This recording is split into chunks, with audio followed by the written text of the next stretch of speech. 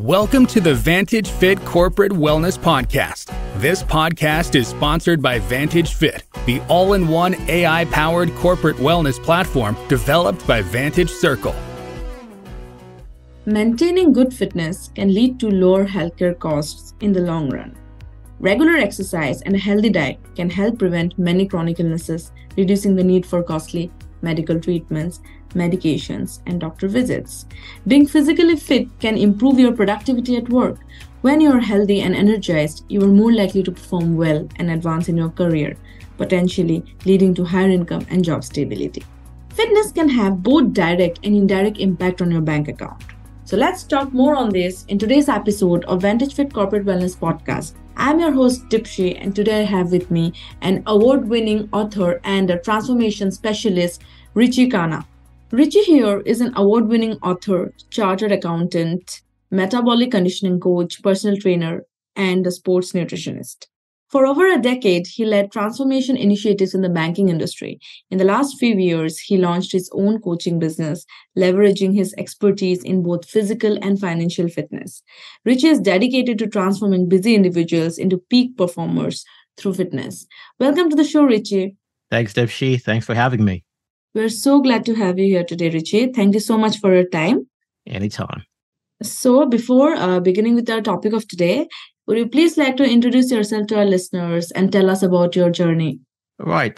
My journey, I'm a transformation specialist, and I specialize in helping busy professionals pretty much efficiently achieve physical and financial confidence. Yeah, this is my journey. It's pretty much in the case of my mess, which pertain to my message, things I struggled with in the past.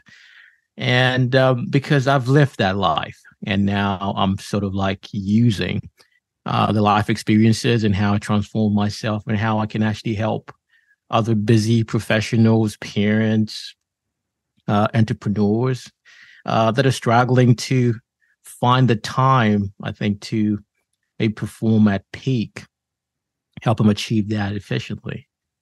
Mm-hmm. So that is my journey. And I can go back in the case for me, it was more of, at times people, when it comes to change, it could be based on desperation or inspiration. For me, it was desperation because of what I went through, picking up an injury, then trying to get myself fitter, having health scares.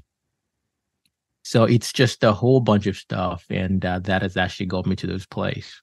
And I'm just now in a privileged position that I can be able to share my story and just transformation message itself. Mm-hmm. That's very inspiring. Thank you so much for sharing your journey with us, Ritchie. So let's come to the topic, which is how fitness impacts our bank account, right? So what are the financial benefits of maintaining a healthy and active lifestyle? Yeah, absolutely. That's a very good question. Actually, I just want to qualify on that. When we talk about our bank account, yes, in the case of financial lifestyle, but the way I look at it, and this is pretty much a genesis of my book as well, when we talk about our bank account, it goes way beyond our financial aspect. Yes, finance is actually key because when you talk about things like, say, type 2 diabetes, that is more related to lifestyle factors. All right. And if we are fitter, we're likely going to be a lot more healthier. And that pretty much mitigate in us spending a lot more money on our healthcare. But it goes bigger than that. So when we talk about our bank account, I look at it more from a different aspect. Yes, in the literal sense, our bank account, not only in our saving, but also being able to earn more. And it's all based on science. We can also look at it from our productivity bank account. So we're talking about a literal bank account in the case of like in the case of money, but we can look at it from a metaphoric perspective as well. Say our productivity bank account. Studies are very clear that when we exercise, we're 20% more productive. We can talk about it from an energy perspective, our energy bank account, our fulfillment bank account, because this is the only home that we have, our bodies, right? So health plays a major role, right, in our bank account, not just from the financial perspective, but goes way beyond that. Mm-hmm. Yes, even I believe like maintaining an unhealthy lifestyle anyway incurs a lot of expenses, right? It's like going out to the food joints, spending a lot of money, things like that. But you are following a healthy routine and are up for fitness activities and whatnot. So I believe that you are saving a lot of money as well. Absolutely. I think you get to save money, not only from perspective of actually in the case of like, say, food. That's one aspect, yes. Because when you have that healthy lifestyle, doesn't mean that you're denied the good stuff of maybe being able to go out and actually enjoy a good meal. But it's more about the long-term financial benefits as well. And eating healthy, pays forward in that you're likely going to be healthier. And in the case when it comes to healthcare is one of the major expenses in the world, right? And if we can manage that, if we can mitigate that, if we can prevent that, right, the benefits are so much, much larger than that. I'll just give you an example. I was talking to my boy not very long ago, and he asked me a question. He goes, "Why is it that everything that, say, feels good or tastes good, like eating highly processed food, junk food, tends to be bad for you, whereas things like, say, eating a salad that might be a little bit more bland is supposed to be good for you, or just sitting on the couch is supposed to be bad for you, exercise is not good for you," right? So I was like, actually, it got me thinking, which is actually a good point, because when you look at it, normally when you look at things that we have to do, say, to get ahead, maybe with our health, even talk about on a financial perspective, say, like, say, saving money, it can be uncomfortable. It feels like you're missing out on something. And stuff that feels enjoyable seem to be so much easier. And I was like, no, actually get to think about it. No, life it's about two delays in life, right? There's delayed pain and there's delayed gain. And it just so happens that stuff that tends to feel good at the moment just gives us that early kick of instant gratification, right?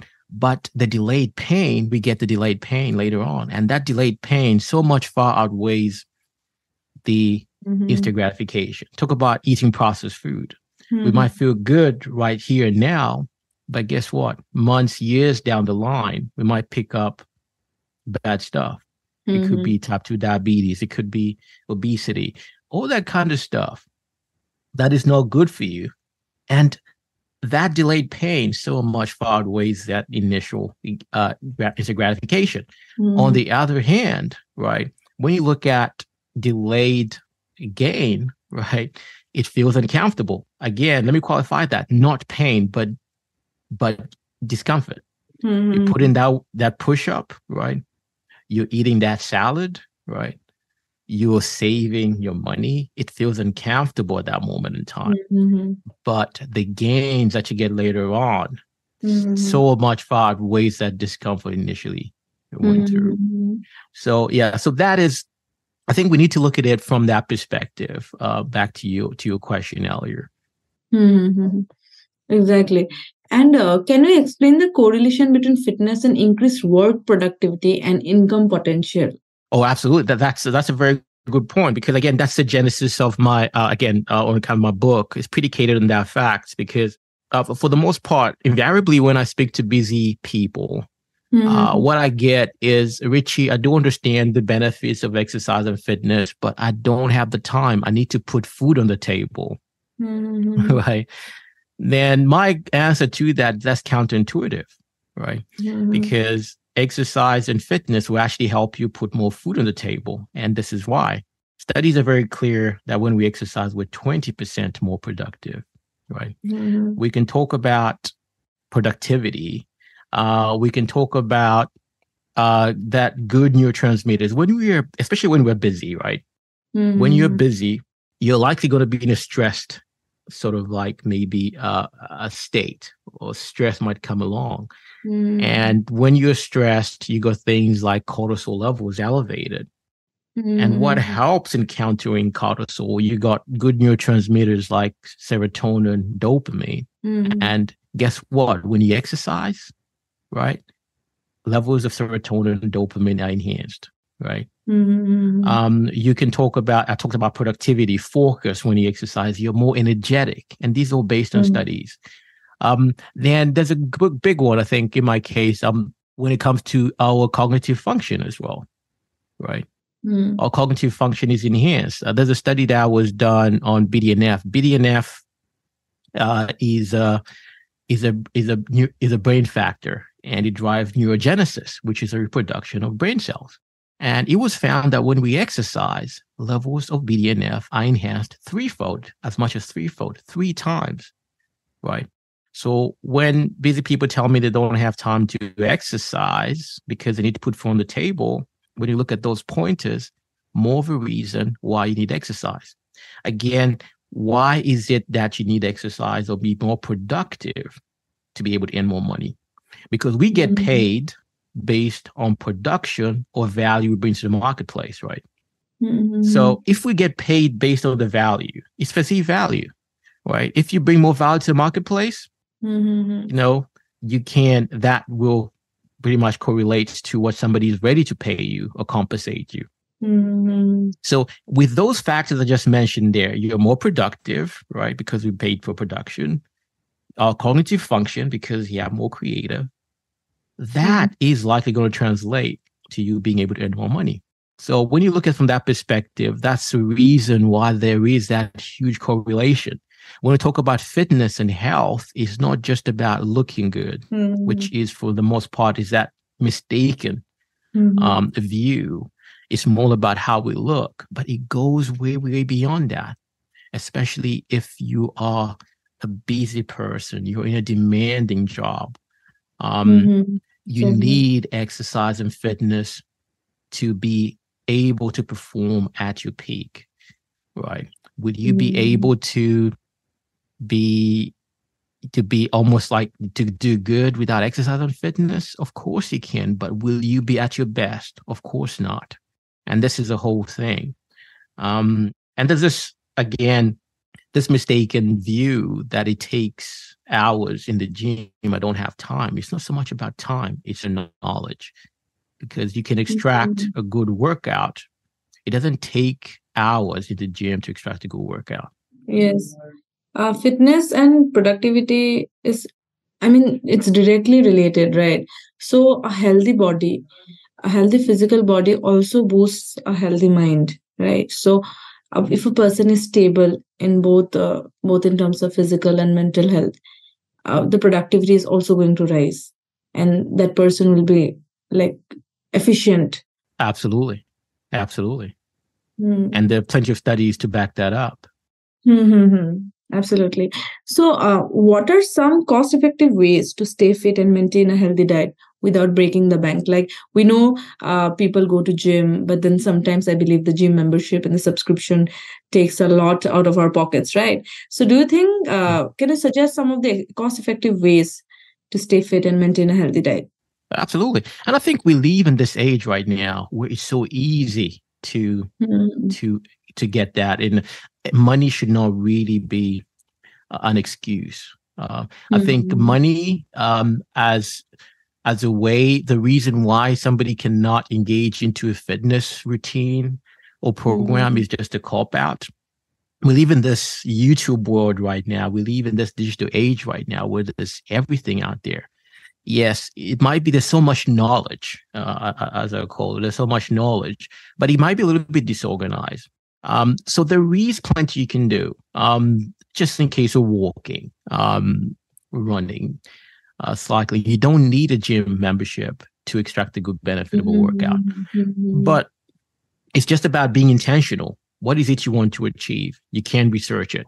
The reason why people pay a coach like myself or a trainer like myself, it's not so much about to show them how to do a workout, how to do a push-up or a deadlift or anything like that.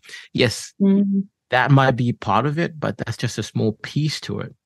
What a trainer, I liken it more to, in life, we're almost all given, especially in this world right now, where everything is pretty much readily available for free. We are all handed this bunch of keys. We are in this self-imposed prison, and the door pretty much to open up to whatever problem we have. We're given this set of keys to try and figure out that key to find that opening. All right. And that solution, that problem we're facing. Now, it can be quite fidgety because we've got this whole bunch of keys trying to fidget. You have to figure out which key to open. It might take a while, right? It took me over 10 years to get studies and get all this stuff together to have almost like a blueprint that works, right? So it can be fidgety, and that's the reason people back away from that. So a coach only comes in, you only pay somebody to help you, almost like point you to that right key. So it's just bring about those efficiencies. But as far as in the case of you being able to get a workout in, be fit in body, anybody can do that. It doesn't take money to do that. Unless you want to bring in efficiencies. That's a different story. Yes, maybe a coach comes in to help you achieve that in a quicker fashion. But there is plenty of things you can do, plenty of free apps, plenty of stuff on YouTube. Again, that might be what I call disorganized knowledge, because you have to almost like put the pieces together, almost like trying to figure out that key, which key will fit. Whereas a coach, what the coach is going to help you is more about what we call like almost organized knowledge or active knowledge. How to actually piece it. But that could be another podcast for us to speak that piece. Yeah. But yeah, the thing about it is there's so much out there. No money should not be an excuse to engage in a fitness program. I guess motivation is also required, right? To go forward with any plan, fitness routine and whatnot. The motivation takes a lot of time to come, I believe. Absolutely. That is a key point. Like in my case, my program, we are very focused on body core accountability because studies are very clear. So you pointed out a very good point, because at times motivation is one thing. It's about consistency. And consistency comes with that accountability. Studies have shown that people that are accountable to somebody have a 95% chance of achieving that goal. Now that's huge, 95% chance, right? So that's the reason, that's another reason people might pay a coach like myself, because you you're given that 95% chance of actually achieving that goal because you're accountable to somebody.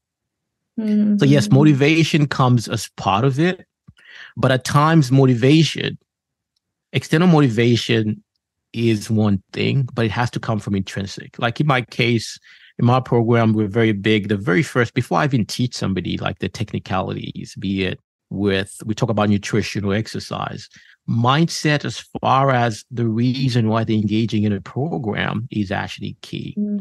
Because motivation has to come from within. Like in my book, one of the first chapters I have is reason. What's a deep enough reason? Would you have deep enough reason why you're engaging in that program or why you want to transform your body? I liken it to what I call New Year resolutionism, right? Early part of January, the gyms are packed, right? Everybody wants to get in shape. A month later, 2 months later, the gyms are empty. Does it mean those people that signed up in January don't want to get in shape anymore? They still want to get in shape, but guess what? Just priorities. Now, if your reason is deep enough, you got deep enough reason as to why you're engaging in a particular transformation program, whatever it might be, guess what? The likelihood now, the motivation comes from within. You have that deep enough reason that you actually do it, even despite feeling otherwise.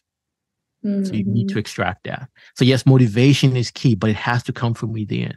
And that's one of the first steps in my case I do, is try to extract that from my clients so they know it's within themselves. It's like fuel on tap, right? So they can be able to sustain those results long term.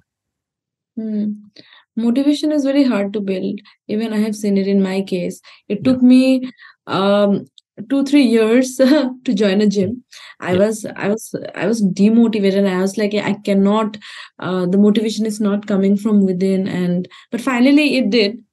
But it took me a long time to get motivated and start working out and follow a fitness routine. I'm still not there yet, but then I'm trying my best to follow a healthy lifestyle at the moment. Awesome. It's just about that consistency. And the good part about you're studying from a good perspective of self-motivation. And again, because for the most part, why the motivation might not be strong enough for the most part, because normally it's very skin deep as far as the reason why we're engaging. So in my case with my clients, we normally go deep. We have to peel the onions and get to the root cause. And that deep reason, it doesn't have to be superficial. If it's superficial, it's likely going to go on the wayside. But if it's deep, that it drives emotion within you, you're likely going to, even when you don't feel like doing something, you get that reminder because you can always tap into that. Are there studies or statistics that demonstrate the financial advantages of investing in fitness and wellness programs for businesses and employees?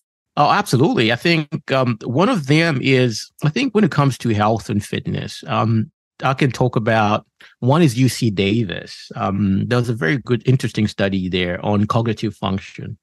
Okay. And with cognitive function, normally what happens, especially like you had COVID, and even just now, I think mental health is one area that is not spoken of enough as far as in the case of, because we live in this kind of stressed environment right now.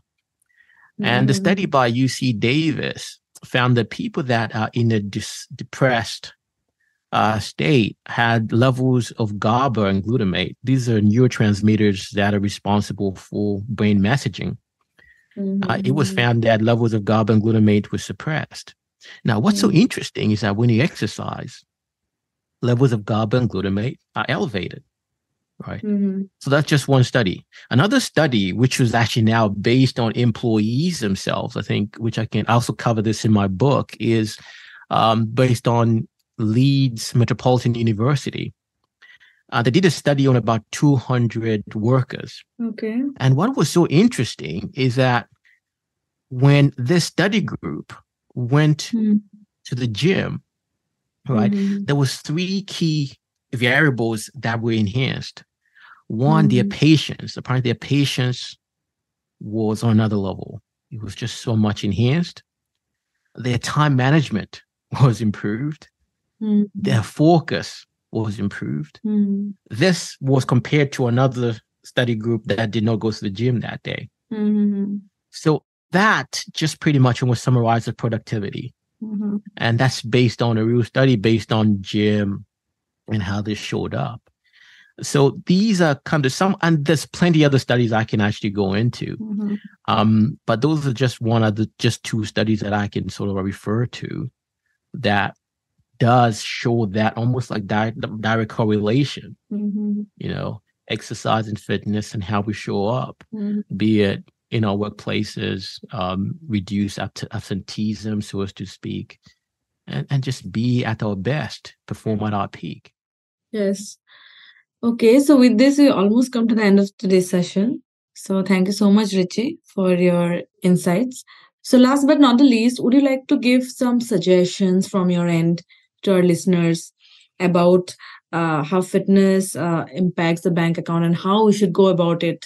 Absolutely. I think it's just more the points I just pointed out right there. It's more about just getting started. It's about making that movement.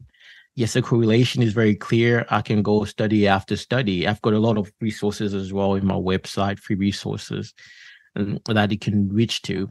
But it's all about just getting started, because the correlation, as I mentioned there, in the case of a bank account, is not just the literal sense of bank account, but you go to energy bank account, a productivity bank account, right, a fulfillment bank account. And once we have those things in place, it's not just about our work, but be it to our loved ones, how we show up, right, as a person. So exercise and fitness goes beyond just aesthetics. It's much, much more deeper than that.